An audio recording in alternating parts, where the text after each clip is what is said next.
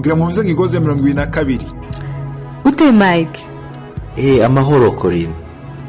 Mike, numvise ubutumwa buvuga ko dukwiriye kubaha abaganza n'abakuru no kubasengera kuko bava ku Mana. None bova ku Mana gute kandi batashizweho n'abavugishwa n'Imana? Canke ni kuki dukwiye kubasengera? Ni vyiza. Imbere ya byose nipfuza ko ukugurura Bibiliya yawe usome Abaroma igice ca 13 umurongo wa mbere gushika ku wa 2. Haravuga ngo umuntu wese nagamburukire abamuganza kuko atakuganza kutava ku Mana. Ukuriho kwagezwe n'Imana. Nico gituma ugabagabiye uganza aba agabagabiye icagezwe n'Imana. Kandi abakigabagabiye bazoba bihamagariye gutsindwa n'urubanza. Mbe ko atavyo narinzi na gato. Ni gute none umuntu yoba yarashizweho n'Imana mugabo akarenganya abandi?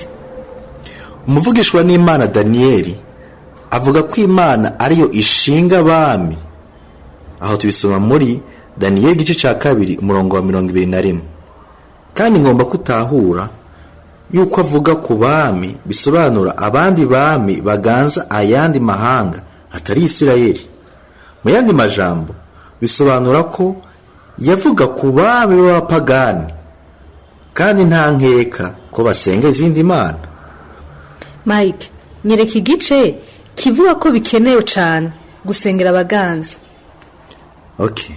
Urashobora gusoma muri Timoteyo wa mbere igice ca 2 umurongo wa mbere gushika kwa 3. Havuga ngo irya mbere y'ibindi vyose ndabahanura kwingingira abantu bose no kubasengera no kubasabira no kubashimira Imana. Kandi na cane abami n'abashizwe hejuru bose kugira ngo twame mu mahoro dutekereje twubaha Imana turi nyankamugayo gose. Ivyo nivyo vyemegwa mu nyonga z'Imana umukiza wacu. None Corinne, uratahura ko hatavugwa abami gusa ariko n'abashizwe hejuru bose? None Mike, none mu kubasengera dusha tubaho ubuzima butekanye? Ni kuki tutosaba Imana ahubwo ishireho umuntu ayitinye kandi dusangiye ukwizera? Corinne, wibuke igihe nakubwira isengesho ryo mu mpwemu n'isengesho ryo mu mubiri.